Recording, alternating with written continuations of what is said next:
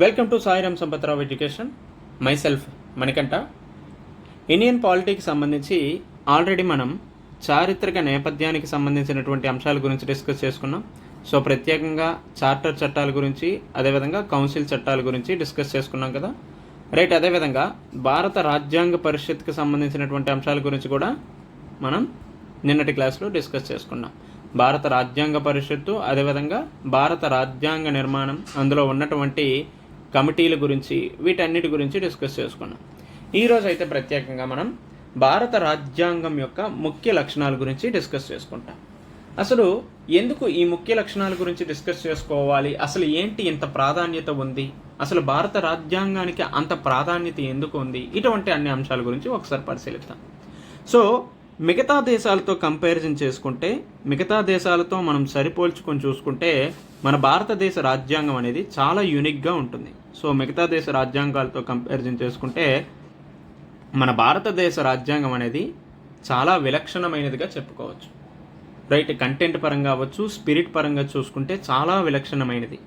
ఇది మాత్రమే కాకుండా మన భారత రాజ్యాంగం మీద ఒక అపవాదం ఉంది. ఏంటి అపవాదం అంటే, చాలా రాజ్యాంగాల నుంచి గ్రహించబడడం జరిగింది. సో ఇది ఒక కార్బన్ కాపీగా అటు 1935 చట్టం నుంచి, లేకపోతే మిగతా దేశాల నుంచి రాజ్యాంగాల నుంచి అంశాలను గ్రహించారే కానీ మన సొంత ఆలోచనతో కూడినటువంటి రాజ్యాంగాన్ని నిర్మించలేదని ఒక అపవాదం ఉంది.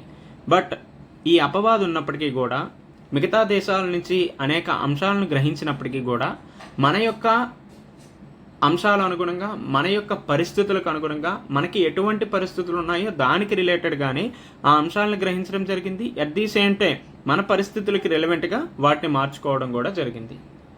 రైట్. ఈ విధమైనటువంటి అంశాలు చూస్తే భారత రాజ్యాంగంలో ముఖ్య లక్షణాల గురించి మనం ప్రత్యేకంగా పరిశీలించాలి.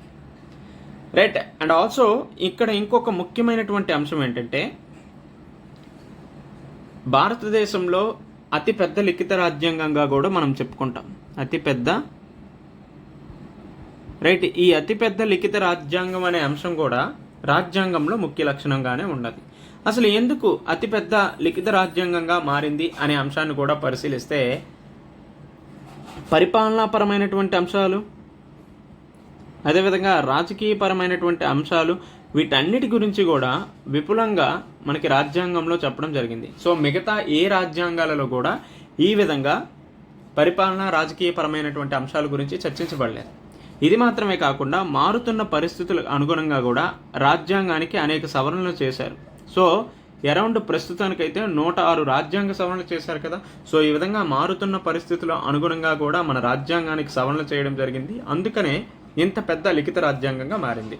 ఇది మాత్రమే కాకుండా కేవలం పార్లమెంట్ యొక్క ప్రమేయం మాత్రమే కాకుండా, ఈవెన్ సుప్రీంకోర్టు యొక్క ప్రమేయం కూడా ఎక్కువగా ఉండటం వల్ల భారత రాజ్యాంగ నిర్మాణం అనేది పెరుగుతూ ఉంది.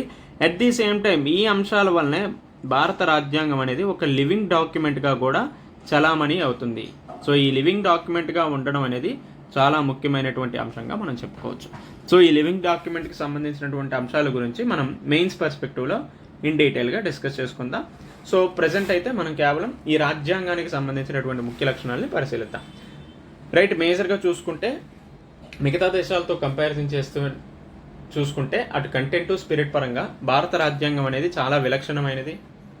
రైట్. అదేవిధంగా ఎందుకు విలక్షణమైనది అంటే, మిగతా దేశ రాజ్యాంగాల నుంచి అనేక అంశాలని మన యొక్క పరిస్థితులకు అనుగుణంగా మార్చుకోవడం జరిగింది. That's why it is very unique అనేసి చెప్తాను. రైట్. మేజర్గా మన రాజ్యాంగం అంత పెద్ద లిఖిత రాజ్యాంగంగా ఎందుకు ఏర్పడిందంటే, పరిపాలన, రాజకీయపరమైనటువంటి అంశాలను విపులంగా చెప్పడం జరిగింది. ఇది మాత్రమే కాకుండా మారుతున్న పరిస్థితుల అనుగుణంగా రాజ్యాంగం అనేది ఒక లివింగ్ డాక్యుమెంట్గా ఉండాలంటే ఖచ్చితంగా సవరణలు అవసరం. సో ఈ విధంగా సవరణలు చేయడం జరిగింది. సో దానివల్ల భారతదేశంలో ఇప్పుడు రాజ్యాంగానికి దాదాపు 106 రాజ్యాంగ సవరణలు చేశారు. రైట్. ఇది మాత్రమే కాకుండా కేవలం పార్లమెంట్ యొక్క ప్రమేయమే కాకుండా ఈవెన్ సుప్రీంకోర్టు కూడా చాలా వరకు కొన్ని అంశాలు ఇంటర్ఫీర్ అవుతుంది. సో ఈ విధంగా రాజ్యాంగం యొక్క పరిధి అనేది విస్తృతంగా మారుతూ వస్తుంది. ఫర్ ఎగ్జాంపుల్ సుప్రీంకోర్టు మౌలిక స్వరూప సిద్ధాంతం ఇటువంటి అంశాలని విస్తరించడం వల్ల రాజ్యాంగం యొక్క పరిధి అనేది కూడా పెరుగుతుంది. సో ఈ విధమైనటువంటి అంశాలను పరిశీలిస్తే భారత రాజ్యాంగం ఎంత విలక్షణమైనది అనే అంశాన్ని చూడొచ్చు. సో ఈ విధమైనటువంటి అంశాల ద్వారానే మనం భారత రాజ్యాంగంలో ఉన్నటువంటి ముఖ్య లక్షణాలను పరిశీలించవచ్చు. భారతదేశంలో ముఖ్యమైనటువంటి లక్షణాలను పరిశీలిద్దాం. రైట్. సో మేజర్గా ఇఫ్ ఇన్ కేసు మనకి గ్రూప్ 1 మెయిన్స్ రిలేటెడ్లో ఏదైనా ప్రశ్న అడిగితే భారత రాజ్యాంగంలో ఉన్నటువంటి ముఖ్య లక్షణాల గురించి చెప్పండి, అదేవిధంగా ఒక 4 or 5 ఉన్నటువంటి అంశాల గురించి విఫలంగా రాయమని అడుగుతారు. ఇటువంటి సమయంలో మనం ఏం చేయాలంటే ఈ ముఖ్య లక్షణాలు ఏవైతే ఉన్నాయో వాటన్నిటికీ సంబంధించి ఒక ట్రీ డయాగ్రామ్గా వేసుకుంటే బాగుంటుంది. ఫర్ ఎగ్జాంపుల్ ముఖ్య లక్షణాలు అని చెప్పేసి ఏంటంటే ఆ సేలియంట్ ఫీచర్స్ అనేవి మనం చెప్తే సరిపోతుంది. ఫర్ ఎగ్జాంపుల్ అతిపెద్ద లిఖిత రాజ్యాంగంగా ఉండడం జరిగింది, రైట్. అదేవిధంగా మిగతా రాజ్యాంగాల నుంచి అనేక అంశాలను గ్రహించడం జరిగింది. ఇది మాత్రమే కాకుండా దృఢ అదృఢ రాజ్యాంగాల కలయికగా చెప్పుకోవచ్చు, రైట్. అదేవిధంగా సమైక్య తరహా వ్యవస్థతో కూడినటువంటి ఏకకేంద్ర లక్షణాలు కూడా ఉండడం జరిగింది కదా. సో ఇది కూడా రాజ్యాంగం యొక్క ముఖ్య లక్షణంగా చెప్పుకోవచ్చు, రైట్. అదేవిధంగా పార్లమెంటరీ తరహా వ్యవస్థ,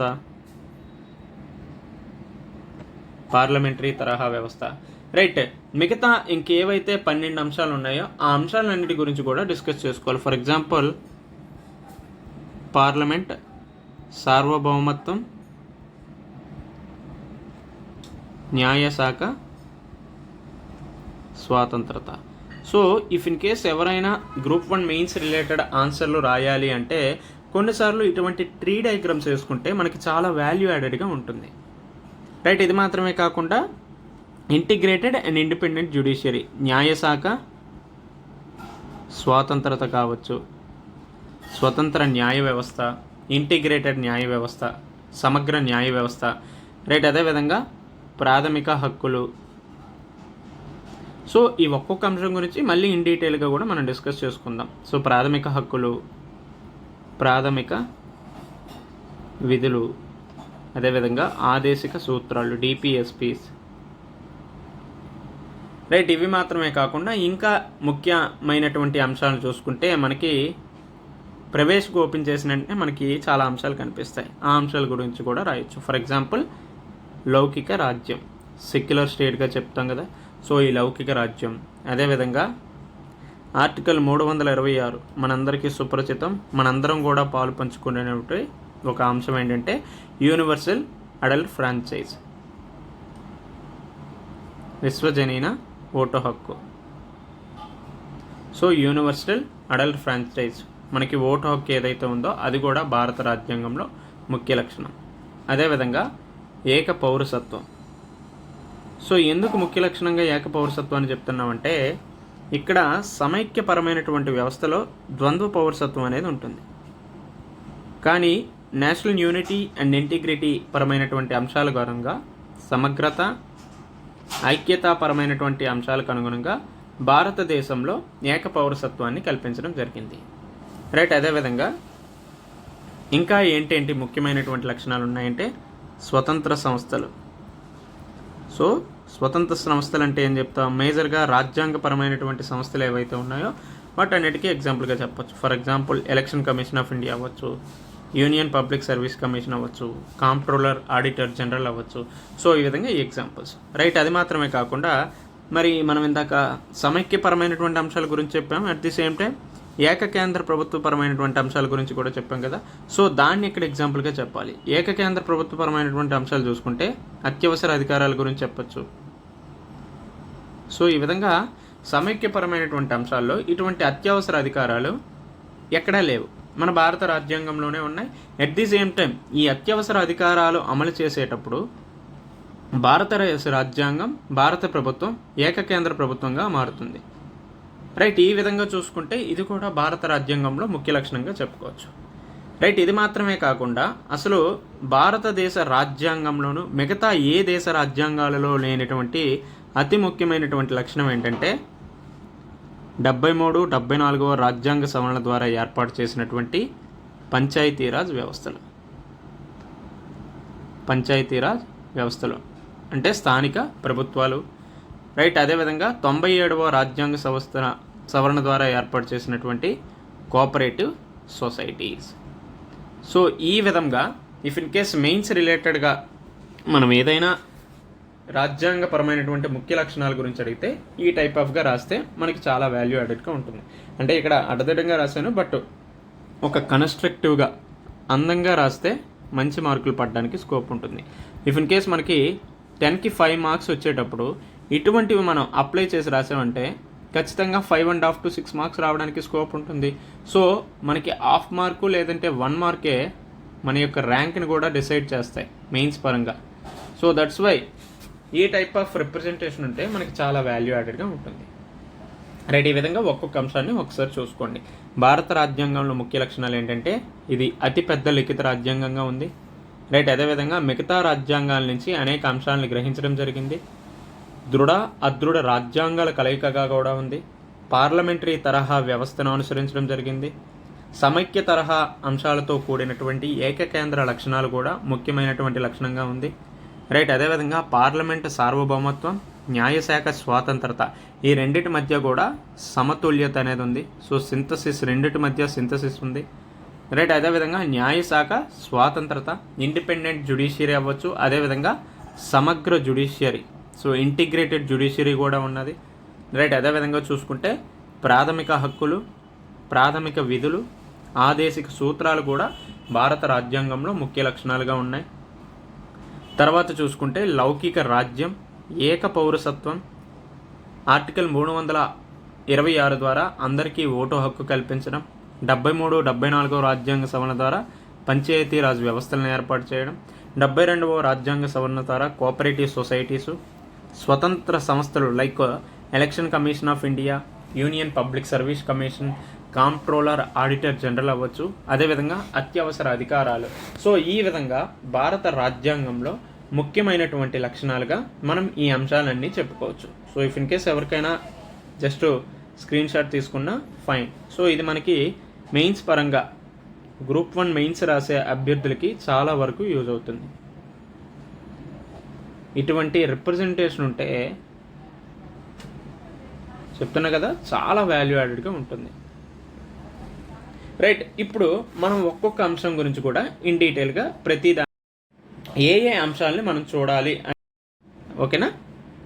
అయితే నేను చెప్తున్నాను దీనికి సంబంధించిన పీడిఎఫ్ మన దాంట్లో ప్రొవైడ్ చేయమని చెప్తాను. సో మీకు ఈ కంటెంట్ కూడా మీకు ఇదవుతుంది. బట్ ఈ కంటెంట్ మీద డిపెండ్ అయ్యే దానికంటే క్లాస్ రూమ్లో చెప్పేటటువంటి అంశాలకు అనుగుణంగా మీకు ఏం అర్థమవుతుందో దాన్ని రాసుకుంటూ ఉంటే మీరు తర్వాత పుస్తకం తెరిచినప్పటికీ ఈజీగా మీకు అర్థమవుతుంది. ఎందుకంటే ఒకరు రాసే పుస్తకం కంటే మీరు రాసే బుక్ ఏదైతే ఉంటుందో అది మాత్రమే మనకి బాగా గుర్తుంటుంది, అది మాత్రమే ఎగ్జామ్ టైంలో కూడా గుర్తుంటుంది. కాబట్టి మన స్వదస్తూరితో రాసుకున్నటువంటి నోట్స్ ఏదైతే ఉంటుందో దాన్ని ఎక్కువగా ప్రిఫరెన్స్ ఇవ్వండి.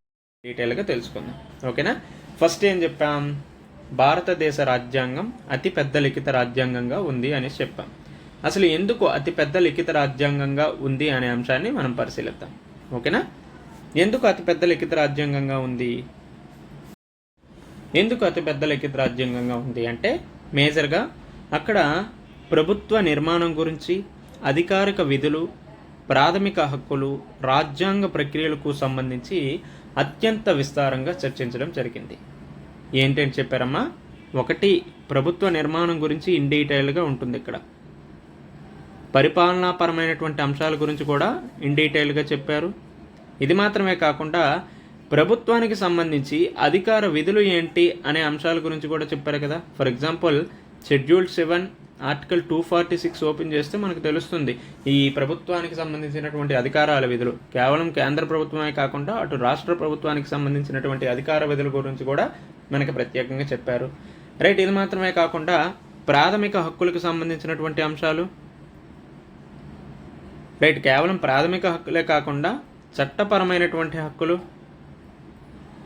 రైట్, అదేవిధంగా రాజ్యాంగ ప్రక్రియలకు సంబంధించినటువంటి అంశాలు. సో రాజ్యాంగ ప్రక్రియలకు సంబంధించినటువంటి అంశాలు అంటే మేజర్గా రాజ్యాంగ సవరణ పరమైనటువంటి అంశాలు.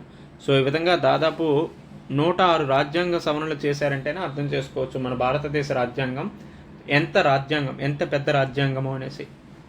రైట్, ఇది మాత్రమే కాకుండా మిగతా అనేక అంశాల వల్ల కాంప్రహెన్సివ్గా ఎలాబరేటివ్గా ఉండటం వల్ల ఇది అతిపెద్ద రాజ్యాంగంగా తయారైంది. రైట్, ఈ విధంగా చూసుకుంటే భారతదేశంలో ఎన్ని రాజ్యాంగ ప్రకరణలు ఉన్నాయి అనే అంశాన్ని మనం ఒకసారి చూసుకుందాం. సో భారతదేశ రాజ్యాంగంలో ఎన్ని రాజ్యాంగ ప్రకరణలు ఉన్నాయంటే 395. అయితే నెంబర్ ఆఫ్ ఆర్టికల్స్ ఎన్ని ఉన్నాయి అనే అంశాన్ని చూసుకుంటే దాదాపు 472 నెంబర్ ఆఫ్ ఆర్టికల్స్ ఉన్నాయి. సో అంకెల పరంగా ఎన్ని ఆర్టికల్స్ ఉన్నాయంటే 395. అయితే నెంబర్ ఆఫ్ ఆర్టికల్స్ ఎన్ని ఉన్నాయంటే 472 ఆర్టికల్స్ ఉన్నాయి. రైట్, ఇది మాత్రమే కాకుండా ఇక్కడ ఉన్న షెడ్యూల్స్ ఎన్ని అనేవి కూడా గుర్తుపెట్టుకోండి. షెడ్యూల్స్ ఎన్ని ఉన్నాయి? దాదాపు 12 షెడ్యూల్స్ ఉన్నాయి. రైట్, అదేవిధంగా పార్ట్స్ ఎన్ని ఉన్నాయి? 25 పార్ట్స్ ఉన్నాయి. రైట్, ఒక్కొక్క షెడ్యూల్ గురించి, ఒక్కొక్క పార్ట్ గురించి, అదేవిధంగా ఈ ఆర్టికల్స్లో అతి ముఖ్యమైనటువంటి అంశాలు ఏంటి, వీటన్నిటి గురించి కూడా మనం ఫర్దర్గా డిస్కస్ చేసుకుందాం. రైట్, అయితే ఇక్కడ మేజర్గా మనం ఇంకో అంశం ఏంటి గుర్తుపెట్టుకోవాలంటే, అసలు ఎందుకు ఇంత పెద్ద లిఖిత రాజ్యాంగాన్ని తయారు చేయడం జరిగింది అంటే, మనం ప్రభుత్వ నిర్మాణం, అధికార విధులు, హక్కులు, రాజ్యాంగ ప్రక్రియలకు సంబంధించినటువంటి అంశాల గురించి చెప్పుకున్నాం. అంటే మేజర్గా ఈ అంశాలన్నీ కూడా పాలిటీ పరంగా, అంటే రాజకీయ పరమైనటువంటి అంశాలకు అనుగుణంగానే ఉంది అనేసి మనం డిస్కస్ చేసుకున్నాం. అయితే ఇందులో కేవలం రాజకీయ పరమైనటువంటి అంశాలు మాత్రమే కాకుండా మిగతా అంశాలు కూడా ప్రభావితం చూపించాయి. ఏంటా అంశం అంటే, ఒకటి భౌగోళిక పరమైనటువంటి అంశాలు.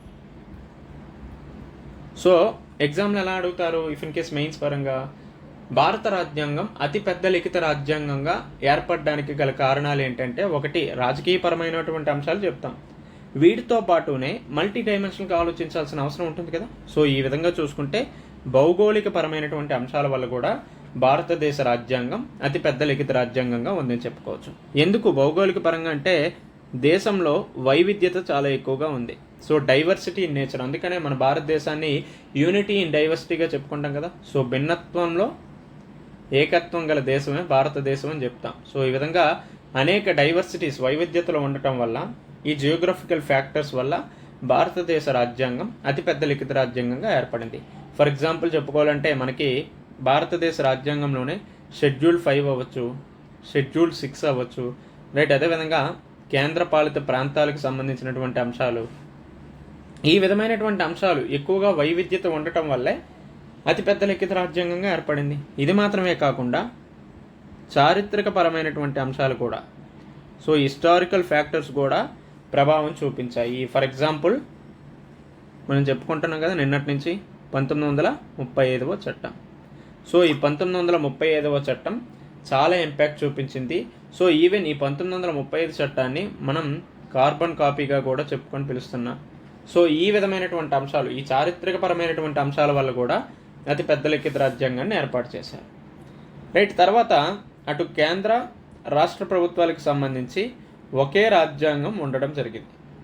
నార్మల్గా సమైక్యపరమైనటువంటి దేశాల్లో 2 రాజ్యాంగాలు ఉంటాయి. అటు కేంద్ర ప్రభుత్వానికి, రాష్ట్ర ప్రభుత్వానికి సపరేట్గా కాన్స్టిట్యూషన్స్ ఉంటాయి. ఫర్ ఎగ్జాంపుల్ అమెరికాలో అయితే కేంద్ర రాష్ట్ర ప్రభుత్వాలకు సపరేట్గా ఉండడానికి స్కోప్ ఉంది. బట్ ఇండియాలో అయితే కేంద్ర ప్రభుత్వం, రాష్ట్ర ప్రభుత్వానికి రెండిటికి కూడా ఒకే రాజ్యాంగం ఉంది. ఎందుకంటే ఐక్యత, సమగ్రతాపరమైనటువంటి అంశాలను దృష్టిలో పెట్టుకొని ఒకే రాజ్యాంగం అవ్వచ్చు, ఏక పౌరసత్వాన్ని కూడా కల్పించడం జరిగింది. రైట్, లాస్ట్గా చూసుకుంటే నిన్న మనం డిస్కస్ చేసినప్పుడే కాన్స్టిట్యూట్ అసెంబ్లీ, రాజ్యాంగ పరిషత్ అనేది అది న్యాయవాదులు, రాజకీయ నాయకుల యొక్క స్వర్గధామంగా చెప్పాం. సో ఈ విధంగా న్యాయవాదులు రాజ్యాంగ పరిషత్తులో ఎక్కువగా ఉండటం వల్ల ఎక్కువగా రాయడం జరిగింది. సో మోస్ట్లీ లాయర్స్ ఎక్కడ ఉంటే వాళ్ళు మోస్ట్లీ ఎక్కువగానే రాయడం జరుగుతుంది. సో ఈ విధమైనటువంటి అంశాల వల్ల భారత రాజ్యాంగం అనేది అతిపెద్ద లిఖిత రాజ్యాంగంగా ఏర్పడింది. సో ఒకటి భౌగోళికపరమైనటువంటి అంశాలు, చారిత్రకపరమైనటువంటి అంశాలు, కేంద్ర రాష్ట్ర ప్రభుత్వాలకి ఒకే రాజ్యాంగం ఉండడం. రైట్, ఇది మాత్రమే కాకుండా న్యాయవాదులు ఎక్కువగా రాజ్యాంగ పరిషత్తులో ఉండటం వల్ల అతిపెద్ద లిఖిత రాజ్యాంగంగా ఏర్పడింది. సో ఈ 4 అంశాలతో పాటునే ఇంకొక అంశం రాజకీయపరమైనటువంటి అంశాల గురించి కూడా మనం డిస్కస్ చేసుకుంటాం. అర్థమైంది అనుకుంటున్నా. ఫస్ట్ సంబంధించి అంటే అతిపెద్ద లిఖిత రాజ్యాంగంగా ఎందుకు పిలుస్తున్నాము. రైట్, ఈ విధంగా ఒక్కొక్క అంశం ఉంటే ఇది చాలా దేశ రాజ్యాంగాల నుంచి మనం అనేక అంశాలని గ్రహించాం. సో ఏంటేంటి ఆ అంశాలు అనే అంశాన్ని మనం ఇప్పుడు ఖచ్చితంగా పరిశీలించుకోవాలి. సో ప్రిలిమ్స్ పాయింట్ ఆఫ్ వ్యూలో ఇది మనకి చాలా చాలా ఇంపార్టెంట్. సో ఏ ఏ దేశ రాజ్యాంగాల నుంచి ఏ ఏ అంశాలని గ్రహించడం జరిగింది అనే అంశాన్ని మనం పరిశీలించాలి. సో మేజర్గా మనకి 1935 చట్టాన్ని కార్బన్ కాపీగా చెప్తాం కదా. సో ఈ 1935 చట్టంలో ఏ ఏ అంశాలను తీసుకొచ్చారు, తర్వాత బ్రిటిష్ రాజ్యాంగం నుంచి అనేక అంశాలను తీసుకురావడం జరిగింది, అమెరికా రాజ్యాంగం నుంచి, రైట్, అదేవిధంగా కెనడా రాజ్యాంగం నుంచి, ఐర్లాండ్ నుంచి, రైట్, అదేవిధంగా ఆస్ట్రేలియా, తర్వాత జర్మనీ నుంచి, దక్షిణాఫ్రికా నుంచి, France, Russia, Japan, Switzerland. So ఈ విధంగా ఈ దేశాల నుంచి చాలా అంశాలని మన భారత రాజ్యాంగంలో పొందుపరచడం జరిగింది. సో ఒక్కొక్క అంశం గురించి కూడా మనం ఇన్ డీటెయిల్గా తెలుసుకుంటాం. సో ఫస్ట్ మనందరికీ ఇష్టమైనటువంటి అంశం 1935వ చట్టం. సో ఇది మనకి అటు మెయిన్స్ పరంగా కూడా చదువుకోవడానికి స్కోప్ ఉంటుంది. ఆల్రెడీ ఏ విధంగా క్వశ్చన్ అడగచ్చు, 1935వ చట్టాన్ని ఎందుకు కార్బన్ కాపీగా పిలవడం జరుగుతుంది అనే అంశాన్ని చెప్పేటప్పుడు ఈ ఎగ్జాంపుల్స్ ఇచ్చుకుంటూ మనం రాస్తే సరిపోతుంది. సో మేజర్గా 1935వ చట్టంలో సంబంధించినటువంటి అంశాలు మన దేశ రాజ్యాంగంలో ఏవేవి కనిపిస్తున్నాయంటే, ఫస్ట్ సమైక్య వ్యవస్థ. అటు కేంద్ర రాష్ట్ర ప్రభుత్వాల మధ్య సమైక్య వ్యవస్థను మనం 1935 చట్టం ద్వారా తీసుకొచ్చాం. సో నిన్న 1935 చట్టం గురించి చదివినప్పుడే ఆల్ ఇండియా ఫెడరేషన్ ఏర్పాటు అనేది 1935లో ముఖ్యమైనటువంటి అంశం. సో ఈ విధంగా ఆల్ ఇండియా ఫెడరేషన్ అనే కాన్సెప్ట్ ఏదైతే ఉందో అది ఈవెన్ మన భారతదేశ రాజ్యాంగంలో కూడా పొందుపరచడం జరిగింది. రైట్, ఇది మాత్రమే కాకుండా ఫెడరల్ కోర్టు.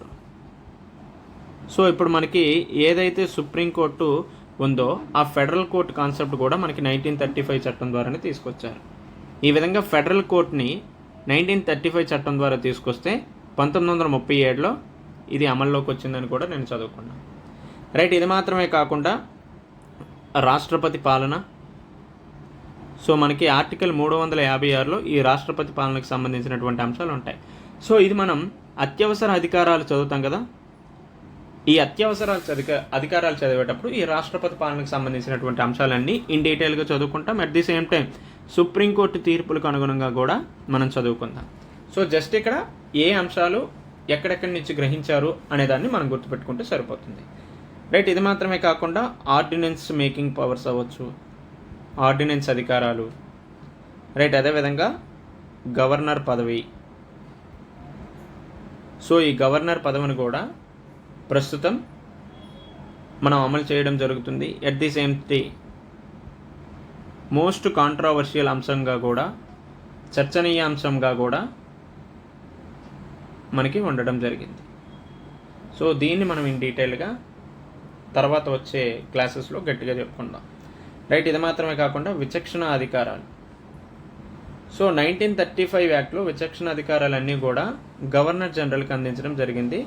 అయితే మన భారతదేశ రాజ్యాంగంలో విచక్షణ అధికారాలన్నీ కూడా సెంట్రల్ గవర్నమెంట్కి అందివ్వడం జరిగింది. రైట్, ఇది మాత్రమే కాకుండా పబ్లిక్ సర్వీస్ కమిషన్లు. సో దీని ద్వారానే 1935 చట్టం ద్వారానే మనకి federal public service commission, provincial public service commission, even joint public service commissions కూడా ఏర్పాటు చేశారు. సేమ్ ప్రజెంట్ కూడా ఇటువంటి వ్యవస్థలు అనుసరిస్తున్నారు. ఎఫ్పిఎస్సి స్థానంలో యూనియన్ పబ్లిక్ సర్వీస్ కమిషన్ వచ్చింది, పిపిఎస్సి స్థానంలో స్టేట్ పబ్లిక్ సర్వీస్ కమిషన్స్ వచ్చాయి, జాయింట్ పబ్లిక్ సర్వీస్ కమిషన్స్ కూడా ఏర్పాటు చేయడం జరిగింది. సో ఈ విధంగా ఈ అంశాలను గుర్తుపెట్టుకోవాలి. రైట్, ఇది మాత్రమే కాకుండా ఇతర పరిపాలనా అంశాలను గురించి కూడా ఇందులో ఉన్నాయి. అడ్మినిస్ట్రేటివ్ పరంగా చాలా అంశాలు మనకి 1935 చట్టం ద్వారానే తీసుకురావడం జరిగింది. ఎందుకు మోస్ట్లీ 1935 యాక్ట్ గురించి తీసుకురావడం జరిగిందంటే ఆల్రెడీ ఈ పరిపాలనకి మనం చాలా దగ్గరగా ఉండడం వల్ల ఈ అంశాలనే మోస్ట్లీ మన రాజ్యాంగంలోని పొందుపరచడం జరిగింది. రైట్, ఇది మాత్రమే కాకుండా కేంద్రం ఏదైతే ఉందో కేంద్రం రాష్ట్రాలను నియంత్రించే అధికారాన్ని కూడా ఈ 1935వ చట్టం ద్వారానే తీసుకొచ్చారు. రైట్, ఈ విధంగా 1935 చట్టంలో ముఖ్యమైనటువంటి అంశాల గురించి చదువుకుంటాం. ఏంటి? ఒకటది సమైక్య వ్యవస్థ, ఫెడరల్ కోర్టు విధానం. సో ప్రజెంట్ ఫెడరల్ కోర్టే మనకి సుప్రీంకోర్టుగా కూడా వ్యవహరిస్తుంది కదా. రైట్, అదేవిధంగా రాష్ట్రపతి పాలన, ప్రజెంట్ ఆర్టికల్ 356 ఏదైతే ఉందో ఆ విధానం కూడా మనకి 1935 చట్టం ద్వారా తీసుకొచ్చారు. రైట్, ఇది మాత్రమే కాకుండా ordinance making power. So ordinance making power అనేది 1935 చట్టం ద్వారా గవర్నర్ జనరల్కి అందిస్తే సో ప్రజెంట్ అది రాష్ట్రపతికి అందించడం జరుగుతుంది. ఏ అధికరణ ద్వారా? ఆర్టికల్ 123 అధికరణ ద్వారా. అదేవిధంగా గవర్నర్ పదవి. So most controversial topic in Indian constitution. So governor పదవిని ఎక్కడి నుంచి తీసుకొచ్చారంటే 1935వ చట్టం ద్వారా. రైట్, అదేవిధంగా విచక్షణ అధికారాలు, రెసిడ్యూరీ పవర్స్ను కూడా మనకి 1935 చట్టం ద్వారా తీసుకొచ్చారు. సో 1935 యాక్ట్లో గవర్నర్ జనరల్కి ఈ విచక్షణ అధికారాలు ఉంటే ప్రజెంట్ రాజ్యాంగంలో సెంట్రల్ గవర్నమెంట్కి అందించడం జరిగింది. రైట్, ఇది మాత్రమే కాకుండా ఇతర అడ్మినిస్ట్రేటివ్ పరమైనటువంటి అంశాలు కూడా, సో ఇతర పరిపాలనా పరమైనటువంటి అంశాల గురించి కూడా 1935 చట్టంలో ఉన్నాయి.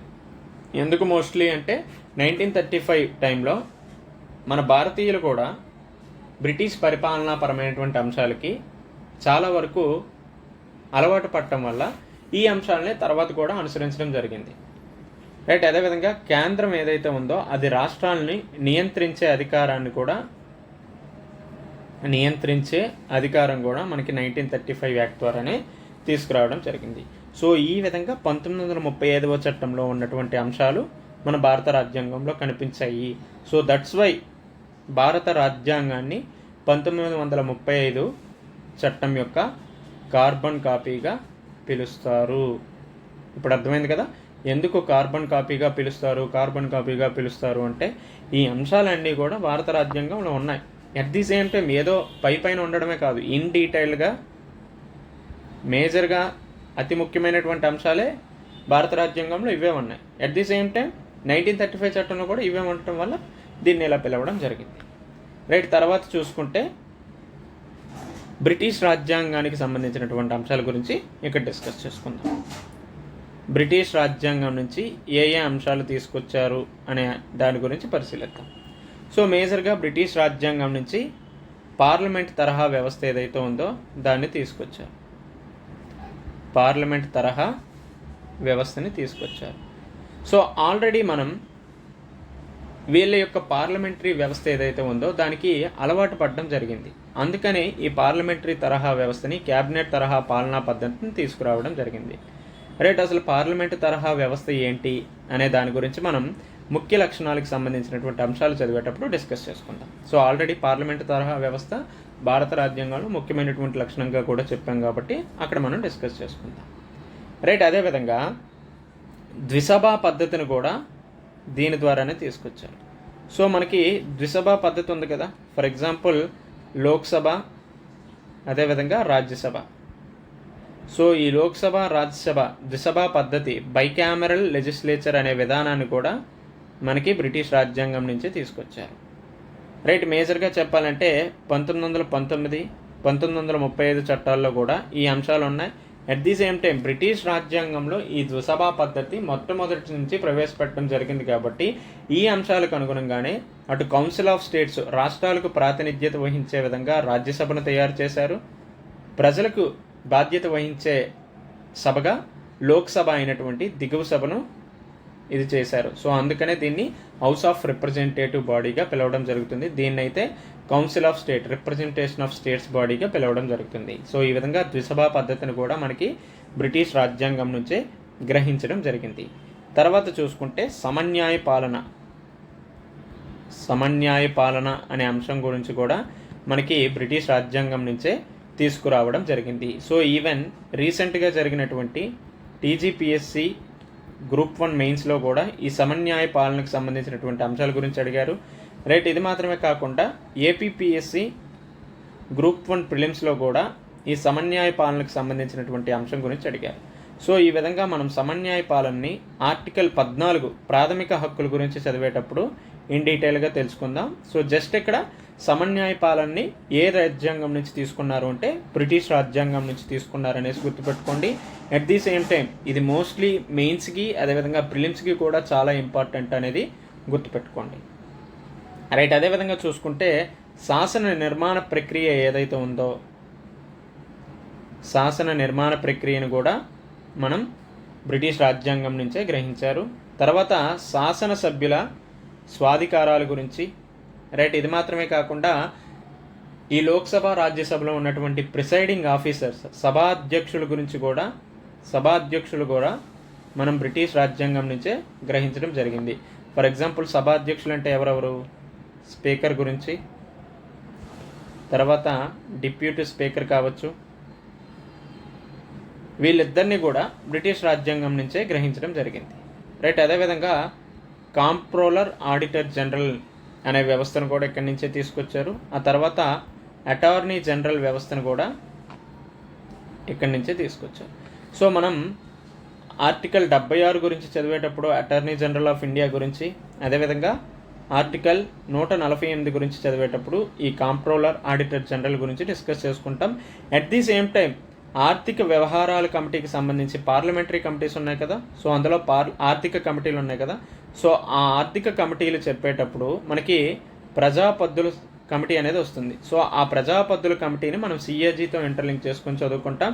అట్ ది సేమ్ టైం రీసెంట్గా టీజీపీఎస్సీ గ్రూప్ 1 మెయిన్స్లో కూడా ఈ ప్రజాపద్దుల సంఘాన్ని మనకి సిఏజీతో ఇంటర్లింక్ చేస్తూ అడిగాడు. కాబట్టి దీన్ని అటు మెయిన్స్ కోణంలోనూ ఇటు ప్రిలిమ్స్ పర్స్పెక్టివ్లోనూ చదువుకోవాల్సిన అవసరం ఉంటుంది.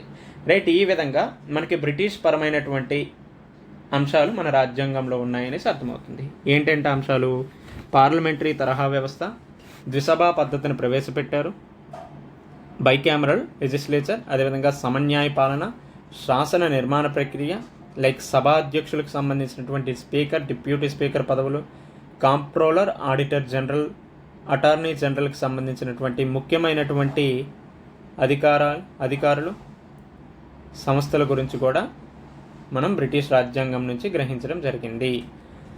రైట్, ఈ విధంగా 1935వ చట్టము, అదేవిధంగా బ్రిటిష్ రాజ్యాంగానికి సంబంధించినటువంటి అంశాల గురించి మనం తెలుసుకున్నాం. తర్వాత అమెరికా రాజ్యాంగానికి సంబంధించినటువంటి దాని నుంచి మనం ఏమేమి గ్రహించాము అనేది ఒకసారి పరిశీలిద్దాం.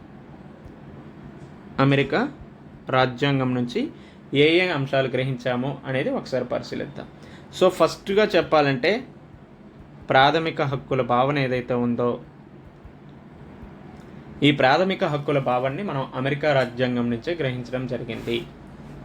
రైట్, ఇది మాత్రమే కాకుండా న్యాయశాఖ స్వాతంత్రత గురించి, న్యాయశాఖ స్వాతంత్రత, అదేవిధంగా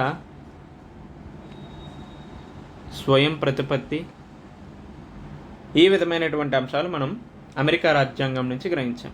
రైట్, అదేవిధంగా న్యాయ సమీక్ష అధికారాల గురించి కూడా, న్యాయ సమీక్ష అధికారాలు మనకి ఆర్టికల్ 13 చదివేటప్పుడు, అదేవిధంగా సుప్రీంకోర్టు పరమైనటువంటి అంశాలు లైక్ న్యాయ సమీక్ష గురించి, న్యాయశాఖ క్రియాశీలత పరమైనటువంటి అంశాలు చదివేటప్పుడు వీటన్నిటి గురించి డీటెయిల్గా తెలుసుకుందాం. జస్ట్ ఇక్కడ న్యాయ సమీక్ష అనే అంశం ఏ రాజ్యాంగం నుంచి గ్రహించారు అనేది గుర్తుపెట్టుకోండి. సో న్యాయ సమీక్ష అనే అధికారాన్ని అమెరికా రాజ్యాంగం నుంచి గ్రహించడం జరిగింది. అట్ ది సేమ్ టైం ఇంకొక బండుగుర్తు ఏంటంటే న్యాయశాఖకు సంబంధించినటువంటి ఏ అంశాలైనా మోస్ట్లీ ఏ అంశాలైనా మనం అమెరికా రాజ్యాంగం నుంచే గ్రహించాము అనేది గుర్తుపెట్టుకోండి. ఫర్ ఎగ్జాంపుల్ న్యాయశాఖ స్వాతంత్రత అవ్వచ్చు, స్వయం ప్రతిపత్తి అవ్వచ్చు, న్యాయ సమీక్షాపరమైనటువంటి అంశాలు, న్యాయశాఖ క్రియాశీలత అవ్వచ్చు, తర్వాత డ్యూ ప్రాసెస్ ఆఫ్ లా అవ్వచ్చు. రైట్, ఈ విధమైనటువంటి అంశాలన్నీ కూడా అమెరికా నుంచే గ్రహించడం జరిగిందని గుర్తుపెట్టుకోండి. రైట్, ఈ విధంగా ప్రాథమిక హక్కుల భావన, న్యాయశాఖ పరమైనటువంటి అంశాలు చూసుకున్న తర్వాత ఉపరాష్ట్రపతికి సంబంధించి ఇంకొక విధి కూడా ఉంటుంది. వైస్ ప్రెసిడెంట్కి ఇంకొక విధి ఉంటుంది. ఆ విధి ఏంటి? రాజ్యసభకు చైర్మన్గా వ్యవహరించడం. రైట్, ఈ విధంగా రాజ్యసభకు చైర్మన్గా వ్యవహరించే బాధ్యత వైస్ ప్రెసిడెంట్కి ఉంటుందనేసి మనకి అమెరికా రాజ్యాంగంలో ఉంది. సేమ్ అదే నిబంధన మన భారతదేశంలో కూడా పొందుపరచడం జరిగింది. రైట్, అదేవిధంగా రాష్ట్రపతిని తొలగించే మహాభియోగ తీర్మానం, మహాభియోగ తీర్మానం. సో ఈ మహాభియోగ తీర్మానం మనకి ఆర్టికల్ 61లో ఉంటుంది. సో ఈ ఆర్టికల్ 61 రాష్ట్రపతికి సంబంధించినటువంటి అంశాల గురించి చదివేటప్పుడు ఇన్ డీటెయిల్గా తెలుసుకుందాం. బట్ ఇక్కడ రాష్ట్రపతిని తొలగించేటటువంటి మహాభియోగ తీర్మానం, ఈ ఇంపీచ్మెంట్ మోషన్ ఏదైతే ఉందో అది కూడా మనకి అమెరికా రాజ్యాంగం నుంచే గ్రహించడం జరిగిందని గుర్తుపెట్టుకోండి. సో ఇందాక చెప్పినట్టే న్యాయ సమీక్ష, న్యాయశాఖ క్రియాశీలత, పబ్లిక్ ఇంట్రెస్ట్ లిటిగేషన్, ప్రజా ప్రయోజనాల వ్యాజ్యం. సో ఇందాక చెప్పాం కదా, సో న్యాయపరమైనటువంటి అంశాలు ఏవైనా కూడా మోస్ట్లీ అమెరికా నుంచే గ్రహించాం. సో ఈ ప్రజా ప్రయోజనాల వ్యాజ్యం మనం 1980 నుంచి అమలు చేయడం జరిగింది.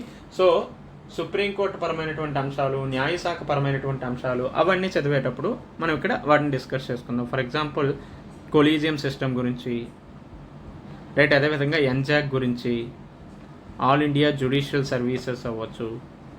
మనం ఈ కొలీజియం సిస్టంలోనే ఫస్ట్ జడ్జి కేసెస్, రెండవ జడ్జి కేసెస్, మూడవ జడ్జెస్ కేసెస్ చదివేటప్పుడు ఈ ప్రజా ప్రయోజనాల వ్యాజ్యం, న్యాయ సమీక్ష, న్యాయశాఖ క్రియాశీలత ఇటువంటి అన్ని అంశాల గురించి మనం డిస్కస్ చేసుకుందాం.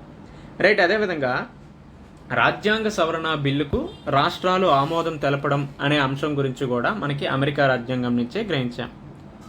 రాజ్యాంగ సవరణ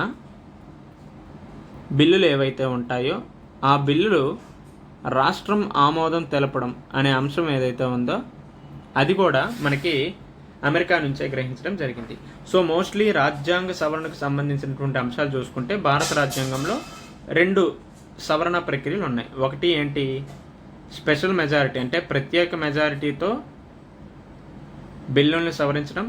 అదేవిధంగా ఫెడరల్ రిలేటెడ్ సమైక్యపరమైనటువంటి అంశాలు అయితే ప్రత్యేక మెజారిటీతో పాటుగానే ఆఫ్ ద స్టేట్స్ యొక్క రాటిఫికేషన్ అనేది కూడా అవసరం. సో ఈ విధమైనటువంటి అంశం ఏదైతే ఉందో అటు ప్రత్యేక మెజారిటీతో పాటుగానే ఆఫ్ ద స్టేట్స్ యొక్క రాటిఫికేషన్ కూడా ఉండాలి అనే నిబంధన మనకి అమెరికా రాజ్యాంగం నుంచి గ్రహించడం జరిగింది అనేది మనం గుర్తుపెట్టుకోవాలి. సో ఈ విధంగా అమెరికా నుంచి ఏ అంశాలని గ్రహించాము అంటే ప్రాథమిక హక్కుల భావన, న్యాయశాఖ పరమైనటువంటి అంశాలు, ఫర్ ఎగ్జాంపుల్ న్యాయ సమీక్ష, ప్రజా ప్రయోజనాల వ్యాజ్యం, న్యాయశాఖ స్వాతంత్రత, స్వయం ప్రతిపత్తి. రైట్, ఇది మాత్రమే కాకుండా వైస్ ప్రెసిడెంట్ ఎవరైతే ఉన్నారో ఆయన రాజ్యసభకు చైర్మన్గా ఉండే నిబంధన కూడా ఇక్కడి నుంచే తీసుకున్నాం. రాష్ట్రపతిని తొలగించేటటువంటి మహాభియోగ తీర్మానం, ఇంపీచ్మెంట్ మోషన్ గురించి కూడా ఇక్కడ చెప్పారు. రాజ్యాంగ సవరణ బిల్లులో రాష్ట్రాల యొక్క ఆమోదం కూడా ఉండాలి అనేసి మనకి రాజ్యాంగంలో చెప్పారు. సో ఈ అంశాలన్నీ కూడా అమెరికా రాజ్యాంగం నుంచి గ్రహించడం జరిగింది. సో ఈ విధంగా మనం ఏ అంశాల గురించి ఇప్పుడు డిస్కస్ చేసుకున్నామో ఒకసారి రీక్యాప్ చేసుకుందాం.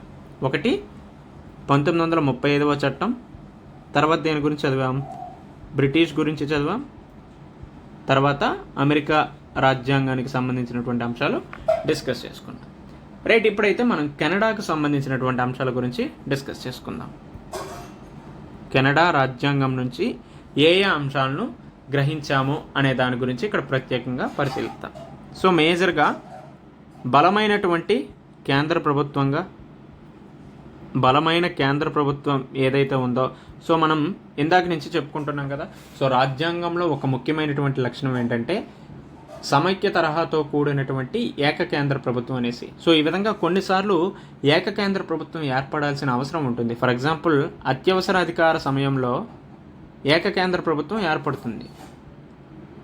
రైట్, ఈ విధంగా చూసుకుంటే బలమైన కేంద్ర ప్రభుత్వం ఏదైతే ఉందో అది మనం కెనడా నుంచి గ్రహించడం జరిగాం. సో మోస్ట్లీ మన యొక్క ఫెడరల్ కాన్సెప్ట్ ఏదైతే ఉందో, సమైక్య కాన్సెప్ట్ ఏదైతే ఉందో అదంతా కూడా మనం కెనడా నుంచే స్వీకరించడం జరిగింది అనేది కూడా ముఖ్యమైనటువంటి అంశం. రైట్, ఇది మాత్రమే కాకుండా గవర్నర్లను నియమించే పద్ధతి. సో గవర్నర్ వ్యవస్థను మనం 1935వ చట్టం ద్వారా తీసుకొచ్చాము. గవర్నర్ని నియమించే పద్ధతి ఏదైతే ఉందో అది కెనడా నుంచి తీసుకోవడం జరిగింది. సో ఈ విధంగా గవర్నర్ని ఏ విధంగా నియమిస్తాం, జస్ట్ రాష్ట్రపతి నియమించడం జరుగుతుంది. సో ఈ విధమైనటువంటి నిబంధన మనం కెనడా రాజ్యాంగం నుంచి గ్రహించాం. సో గవర్నర్కి సంబంధించినటువంటి అంశాల గురించి చదివేటప్పుడు ఆయన నియామక పద్ధతి ఏ విధంగా ఉంటుంది, ఆయన ఏ విధంగా తొలగిస్తారు, దానికి సంబంధించి కాంట్రవర్సీస్ ఏం నడుస్తున్నాయి, ఇటువంటి అన్నిటి గురించి కూడా మనం ఇన్ డీటెయిల్గా అటు ప్రిలిమ్స్ పర్స్పెక్టివ్లోను మెయిన్స్ పర్స్పెక్టివ్లో కూడా డిస్కస్ చేసుకుందాం. జస్ట్ ఇక్కడైతే గవర్నర్ని నియమించే పద్ధతి కెనడా నుంచి గ్రహించామనేది అయితే గుర్తుపెట్టుకోండి. రైట్, తర్వాత చూసుకుంటే అవశిష్ట అధికారాలను కేంద్రానికి ఇచ్చే అంశం కూడా, అవశిష్ట అధికారాలు కేంద్రానికి ఇచ్చే అంశం మనకి కెనడాలోనే కనిపిస్తుంది. సో ఈ అవశిష్ట అధికారాల గురించి మనకి 1935 చట్టంలో ఉంది. కానీ ఈ అవశిష్ట అధికారాలు 1930 చట్టంలో గవర్నర్ జనరల్కి అందించడం జరిగింది. అయితే కెనడాలో ఏముంది, ఈ అవశిష్ట అధికారాలు రెసిడ్యూరీ పవర్స్ ఏవైతే ఉన్నాయో అవి కేంద్రానికి అందించడం జరిగింది. ఎట్ ది సేమ్ టైం మన భారతదేశ రాజ్యాంగంలో కూడా ఈ అవశిష్ట అధికారాలని కేంద్రానికి అందించారు. ఫర్ ఎగ్జాంపుల్ షెడ్యూల్డ్ 7 ఆర్టికల్ 246 ప్రకారం కేంద్ర రాష్ట్ర ప్రభుత్వాల మధ్య అధికార విభజన అనేది ఉంది. ఈ అధికార విభజన సూత్రం ప్రకారం 3 జాబితాలను తయారు చేశారు కదా. సో ఆ 3 జాబితాలు ఏంటి, కేంద్ర జాబితా, రాష్ట్ర జాబితా, ఉమ్మడి జాబితా. సో ఈ 3 అంశాల్లో లేనివే అవశిష్ట అధికారాలు. సో ఈ అవశిష్ట అధికారాలు మనకి రాజ్యాంగంలో కేంద్రానికే అందించడం జరిగింది. సో ఇటువంటి అంశము మనం కెనడా నుంచి గ్రహించాము అనేసి గుర్తుపెట్టుకోండి. ఓకేనా, అర్థమైందా? తర్వాత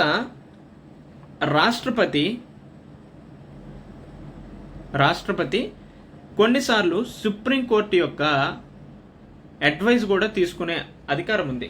సో కొన్ని కాన్స్టిట్యూషనల్ పరమైనటువంటి అంశాలు లేకపోతే కొన్ని ఇంపార్టెంట్ పబ్లిక్ ఇంట్రెస్ట్ని దృష్టిలో పెట్టుకొని రాష్ట్రపతి సుప్రీంకోర్టు సలహాను పొందేటటువంటి అధికారం ఉంది. సో ఈ అధికారం, ఇటువంటి అంశం కెనడాలో కనిపిస్తుంది. సేమ్ మన భారత రాజ్యాంగంలో ఆర్టికల్ 143లో కూడా కనిపిస్తుంది. సో ఈ విధంగా కెనడా నుంచి ఏ అంశాలను మనం గ్రహించాము అంటే బలమైనటువంటి కేంద్ర ప్రభుత్వం, గవర్నర్ని నియమించే అధికారం, అవశిష్ట అధికారాలు కేంద్రానికి అందించాలనేసి. రైట్, ఇది మాత్రమే కాకుండా రాష్ట్రపతి కొన్నిసార్లు సుప్రీంకోర్టు సలహాను పొందేటటువంటి అధికారం కూడా మనకి కెనడాలో కనిపిస్తుంది. రైట్, ఈ విధంగా కెనడా, అమెరికా, బ్రిటిషు 1935 చట్టం గురించి చదువుకున్నాం. తర్వాత ఐర్లాండ్ రాజ్యాంగం గురించి మనం చదువుకుంటాం. సో ఈ ఐర్లాండ్ అనేది గుర్తొచ్చిందంటే మనకి ఫస్ట్ ఇండియన్ హిస్టరీ పరంగా అని బెసెంట్ గారు గుర్తు రావాలి. అంటే ఇక్కడ మనం కేవలం పాలిటీయే చదువుతున్నాం కదా. సో మనకు పాలిటీ రిలేటెడ్ అంశాలే కాకుండా హిస్టరీ పరమైనటువంటి అంశాలు రావాలి. కొన్నిసార్లు ఎకానమీ రిలేటెడ్గా అంశాలు కూడా గుర్తుపెట్టుకోవాలి. ఫర్ ఎగ్జాంపుల్ ఐర్లాండ్ నుంచి మనం ఆదేశిక సూత్రాలని గ్రహించడం జరిగింది. రైట్, ఈ ఆదేశిక సూత్రాల ద్వారా సంక్షేమ రాజ్య భావన అవ్వచ్చు. అదేవిధంగా సామాజిక ఆర్థిక ప్రజాస్వామ్యాన్ని కూడా బలపరచవచ్చు. సో సామాజిక ఆర్థిక ప్రజాస్వామ్యమే కాకుండా సామాజిక ఆర్థిక హక్కులను కూడా బలపరిచేటందుకు ఈ ఆదేశిక సూత్రాలు అనేవి చాలా పనిచేస్తాయి. సో ఈ విధంగా అటు మనం ఇది పాలిటీ పర్స్పెక్టివ్గా ఇది పార్ట్ 4 లేకపోతే ఆర్టికల్ 36 నుంచి 51 వరకు ఉంటుందనే కాకుండా అటు సంక్షేమ రాజ్య భావన, సామాజిక ఆర్థిక ప్రజాస్వామ్యాన్ని ఇవి తీసుకొస్తుందని అటు ఆర్థిక పరంగా చూసుకోవాలి. రైట్, ఐర్లాండ్ అంటే మనకు ముఖ్యంగా గుర్తు రావాల్సింది అని బెసెంట్. సో ఈ విధంగా హిస్టరీ పరంగా కూడా మనం చూసుకోవాలి. సో ఎప్పుడైనా ఏదైనా సబ్జెక్ట్ చదివేటప్పుడు మల్టీ డైమెన్షనల్గా ఆలోచించాల్సిన అవసరం అయితే ఉంటుంది. రైట్, ఈ విధంగా ఐర్లాండ్ నుంచి ఏ అంశాలను గ్రహించామనేది ఒకసారి చూద్దాం. సో 1 డిపిఎస్పీస్ అంటే ఆదేశిక సూత్రాలు. అదేవిధంగా ఇంకా ఏ అంశాలను తీసుకున్నారు, రాష్ట్రపతిని ఎన్నుకునే నైష్పత్తిక ప్రాతినిధ్యం.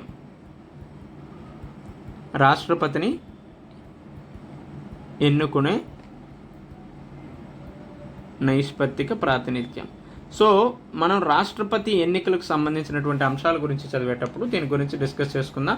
సో మేజర్గా proportional representation by single transferable vote అనే పద్ధతిని మనం ఐర్లాండ్ నుంచి గ్రహించడం జరిగింది అనేది అయితే గుర్తుపెట్టుకోండి.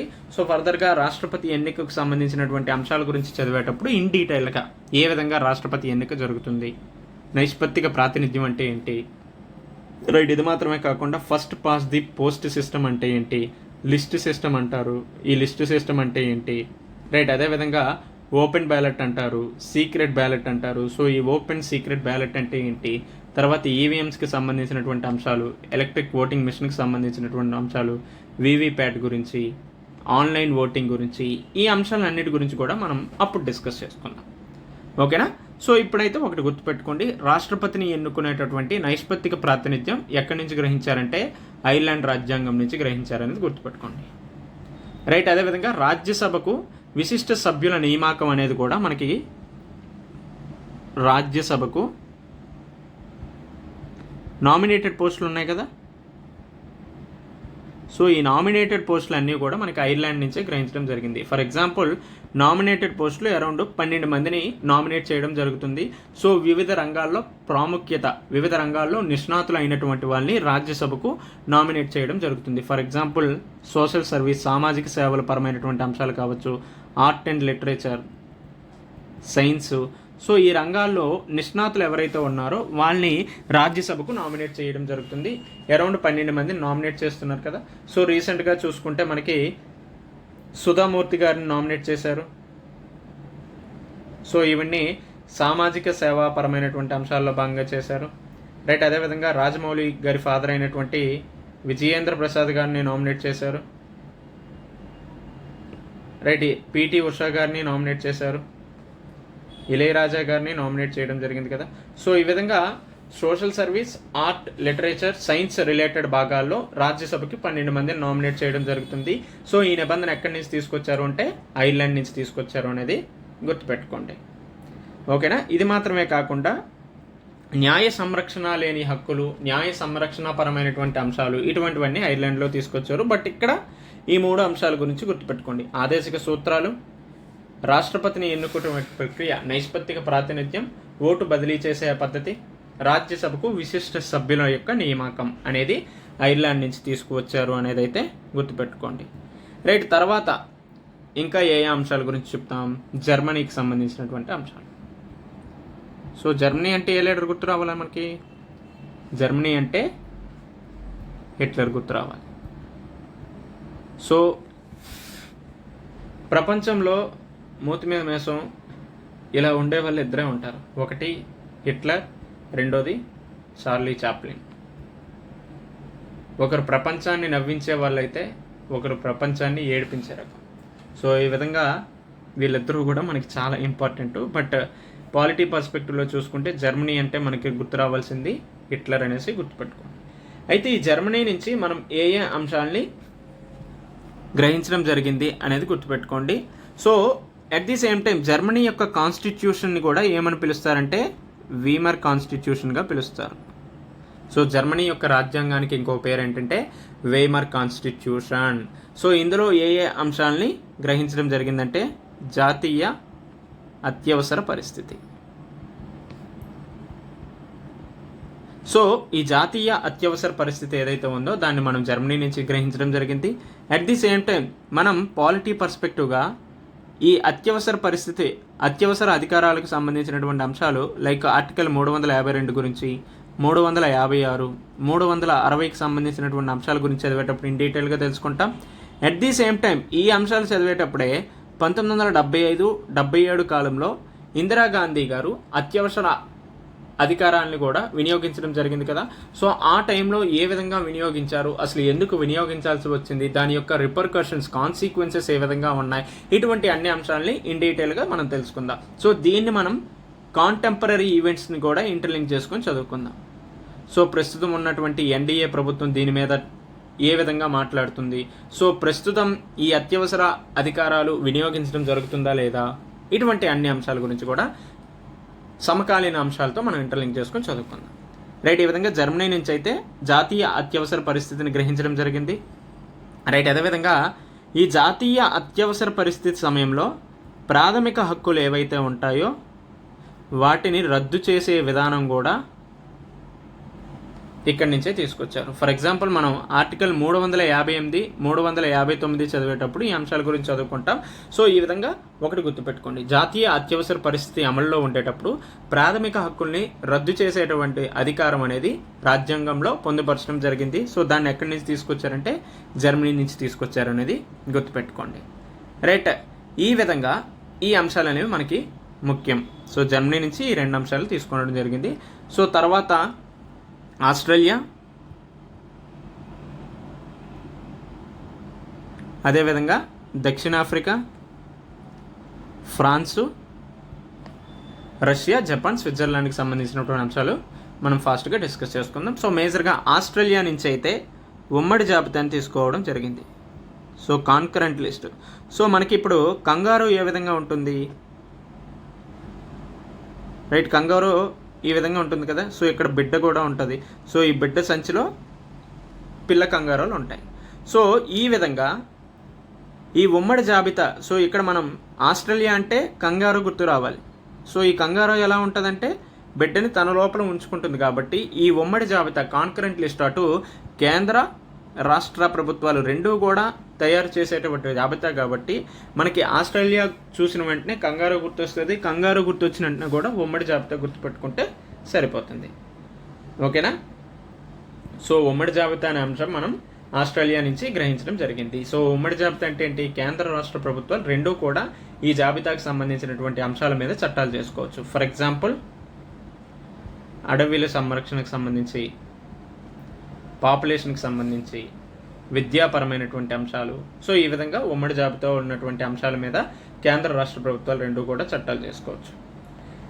రైట్. అదేవిధంగా పార్లమెంటు ఉభయ సభలు సంయుక్త సమావేశానికి సంబంధించినటువంటి అంశాలు.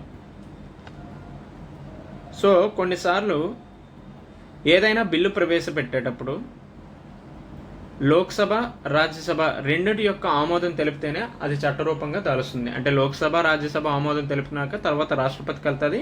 రాష్ట్రపతి దానికి ఆమోద ముద్ర వేస్తే అది చట్టంగా మారుతుంది. బట్ కొన్నిసార్లు లోక్సభ దాన్ని యాక్సెప్ట్ చేసినప్పటికీ కూడా రాజ్యసభ యాక్సెప్ట్ చేయదు, if in case ordinary bill అయితే. సో ఇటువంటి సమయంలో సంయుక్త సమావేశం ఏర్పాటు చేసి ఈ రెండు సభల్లో సభ్యులను ఒక దగ్గరికి తీసుకొచ్చి అక్కడ మళ్ళీ ఓటింగ్ పెడతారు. సో ఆ ఓటింగ్లో మెజారిటీ వస్తే అది ఆ బిల్లు చట్టరూపంగా మారుతుంది. ఇఫ్ ఇన్ కేస్ అక్కడ కూడా మెజారిటీ రాకపోతే అది చట్టం అవ్వకుండా పోతుంది. బట్ ఈ విధమైనటువంటి సంయుక్త సమావేశం ఆర్టికల్ 108 ఏదైతే ఉందో ఈ అంశాన్ని మనం ఆస్ట్రేలియా నుంచి గ్రహించడం జరిగింది.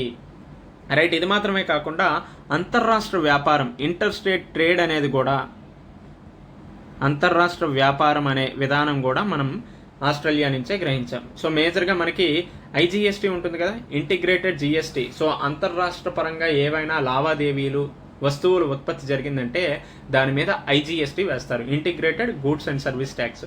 సో ఈ విధంగా ఈ విధానం కూడా మనం ఆస్ట్రేలియా నుంచే గ్రహించడం జరిగింది. రైట్. ఇది మాత్రమే కాకుండా సహకార సమైక్య, కోఆపరేటివ్ ఫెడరలిజం అనే అంశం గురించి కూడా మనకి ఆస్ట్రేలియాలో కనిపిస్తుంది. ఫర్ ఎగ్జాంపుల్ ప్రస్తుతం సహకార సమైక్య అంటే గుర్తు రావాల్సింది నీతి ఆయోగ్ అవ్వచ్చు, ఇంటర్ స్టేట్ కౌన్సిల్ అవ్వచ్చు, జోనల్ కౌన్సిల్స్ అవ్వచ్చు. సో ఈ విధమైనటువంటి అంశాలన్నీ కూడా సహకార సమైక్యను తీసుకొచ్చేవే. సో ఈ సహకార సమైక్య అనే భావన ఎక్కడి నుంచి తీసుకొచ్చారు? ఆస్ట్రేలియా నుంచి తీసుకొచ్చారు.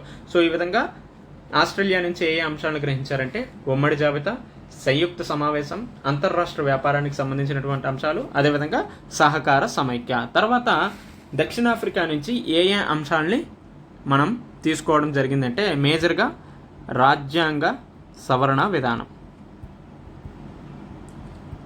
రాజ్యాంగ సవరణ విధానం ఏదైతే ఉందో, సో మనకి పార్ట్ 20 ఆర్టికల్ 368 ఏదైతే ఉందో, సో ఈ రాజ్యాంగ సవరణ విధానం ఏదైతే ఉందో దాన్ని ఎక్కడి నుంచి గ్రహించామంటే దక్షిణాఫ్రికా నుంచి గ్రహించడం జరిగింది. ఇది మాత్రమే కాకుండా రాజ్యసభ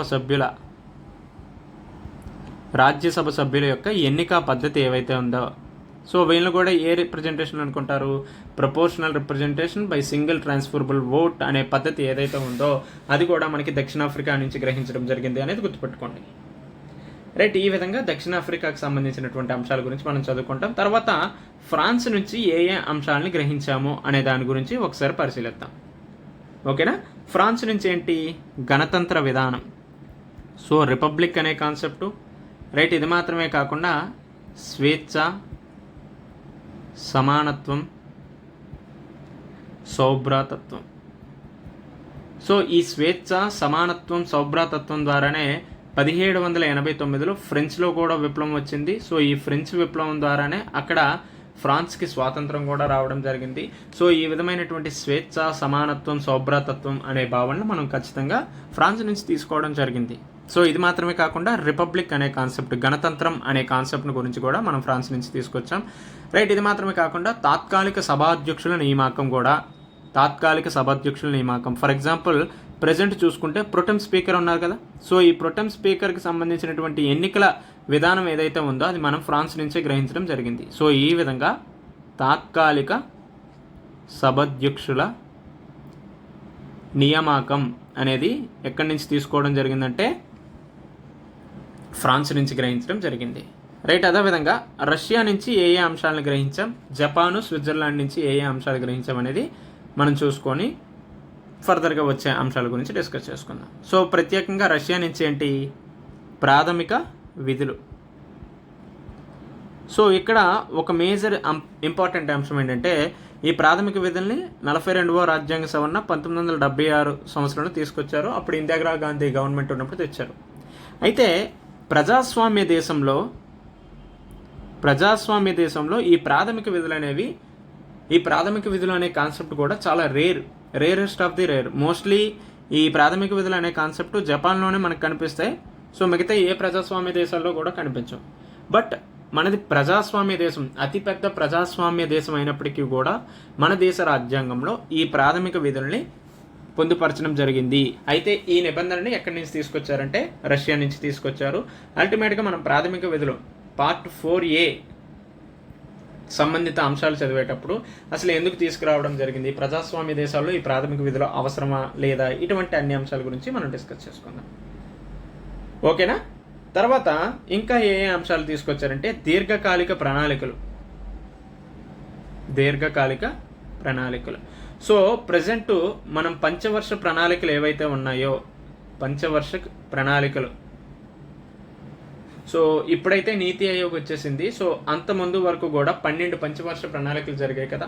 సో ఈ పంచవర్ష ప్రణాళికలు మనం ఏ దేశం నుంచి గ్రహించామంటే రష్యా నుంచి గ్రహించాం. సో మేజర్గా 1929-35 సంవత్సరంలో గ్రేట్ డిప్రెషన్ అనేది వచ్చింది. ప్రపంచంలో అన్ని దేశాలు కూడా ఈ గ్రేట్ డిప్రెషన్లో భాగంగా అయ్యాయి, ఎక్సెప్ట్ రష్యా మాత్రమే, యుఎస్ఎస్ఆర్ మాత్రమే.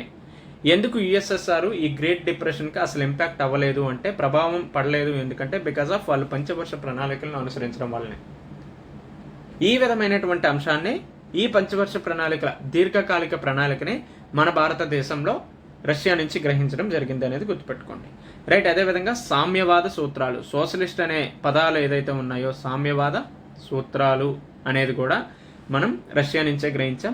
సో మేజర్గా ఇఫ్ ఇన్ కేస్ సామ్యవాద పరమైనటువంటి అంశాలు 42వ రాజ్యాంగ సవరణలో ఈ సామ్యవాదం అనే పదం ఏర్పాటు అవ్వడానికి వెనుక జరిగినటువంటి హిస్టారికల్ అంశాలు ఏంటి అనేది తెలుసుకోవాలంటే ది తాష్కెంట్ ఫైల్స్ అనే మూవీ ఉంటుంది. ఇఫ్ ఇన్ కేస్ ఎవరైనా చూడాలనుకుంటే చూడండి. సో మనకి తెలుస్తుంది అసలు ఈ సామ్యవాదం అనే కాన్సెప్ట్ ఎందుకు వచ్చింది. సో ఈ సామ్యవాద కాన్సెప్ట్ రైట్, ఇది మాత్రమే కాకుండా మనకి 1965లో మన సెకండ్ ప్రధానమంత్రి అయినటువంటి లాల్ బహదూర్ శాస్త్రి గారు ఏ విధంగా మరణిస్తారు, సో సామ్యవాదానికి సంబంధించినటువంటి అంశాలు ఏ విధంగా ఇంటర్లింక్ అయ్యాయి, ఇటువంటి అన్నిటి గురించి కూడా ది తాష్కెంట్ ఫైల్స్లో ఉంటాయి. సో అది హిందీలో ఉంటుంది, బట్ సబ్ టైటిల్స్ ఇంగ్లీష్లో ఉంటాయి. కాబట్టి ఎవరైనా చూడకపోతే ఈ మూవీని చూడండి. సో మీకు 3 hours టైం పోయినా పర్లేదు కాబట్టి, కానీ ఇటువంటి మూవీస్ చూస్తే మనకి చాలా కొత్త ఆలోచనలు అనేవి వస్తాయి. రైట్, అదేవిధంగా ఇంకా జపాన్కి సంబంధించినటువంటి అంశాలు చూసుకుంటే మేజర్గా చట్టం నిర్దేశించినటువంటి పద్ధతి, ప్రొసీజర్ ఎస్టాబ్లిష్డ్ బై లా, చట్టం నిర్దేశించిన పద్ధతి. సో ఇఫ్ ఇన్ కేస్ ఏ అంశాలైనా చట్టంలో ఏ పద్ధతిని అనుసరిస్తామో అదే పద్ధతిని అనుసరించాల్సిన అవసరము ఆవశ్యకత ఉందనేసి జపాన్లో చెప్పడం జరిగింది. సో ఆ విధానాన్నే మనకి ఆర్టికల్ 21లో కూడా ఉంటుంది. రైట్, తర్వాత చూసుకుంటే స్విట్జర్లాండ్కి సంబంధించినటువంటి అంశాలు చూసుకుందాం. స్విట్జర్లాండ్. సో ఈ స్విట్జర్లాండ్లో మంత్రిమండలి మధ్య సమిష్టి బాధ్యత ఉండాలి, సో కలెక్టివ్ రెస్పాన్సిబిలిటీ అనేది ఉండాలి అనేసి చెప్పడం జరిగింది. సో ఇది మాత్రమే కాకుండా మనకి యుఎస్ఏలో డ్యూ ప్రాసెస్ ఆఫ్ లా అనే నిబంధన ఏదైతే ఉందో అది కూడా మనకి అమెరికా నుంచి గ్రహించడం జరిగింది. సో ఈ విధమైనటువంటి అంశాల గురించి మనం ఖచ్చితంగా గుర్తుపెట్టుకోవాల్సిన అవసరం అయితే ఉంది. రైట్, ఇప్పటి వరకు ఏ అంశాల గురించి చదివాం? 1 1935వ చట్టం గురించి డిస్కస్ చేసుకున్నాం. బ్రిటిష్ రాజ్యాంగం నుంచి ఏ అంశాలను డిస్కస్ చేసుకున్నాం, అమెరికా రాజ్యాంగం నుంచి, కెనడా రాజ్యాంగం నుంచి, ఐర్లాండు, ఆస్ట్రేలియా, జర్మనీ, దక్షిణాఫ్రికా, France, Russia, Japan, Switzerland. So ఈ విధంగా దాదాపు 12 దేశ రాజ్యాంగాల నుంచి మన భారతదేశ రాజ్యాంగంలో ఏ అంశాలని పొందుపరచడం జరిగింది అనే దాని గురించి ఇన్ డీటెయిల్గా డిస్కస్ చేసుకున్నాం కదా, రైట్. ఈ విధంగా మిగతా సేలియంట్ ఫీచర్స్, భారత రాజ్యాంగంలో ముఖ్యమైనటువంటి లక్షణాల గురించి మనం ఫర్దర్గా వచ్చేటటువంటి క్లాస్లో డిస్కస్ చేసుకుందాం. సో ఈ రోజుకి ఇది చాలా ఎక్కువగా అయ్యింది మనకి, అంటే మోస్ట్లీ ఇది బైహార్ట్ చేయాల్సిన అంశం, అట్ ది సేమ్ టైం గుర్తుపెట్టుకోవాల్సినటువంటి అంశం కాబట్టి ఈ రోజుకి సరిపోతుంది.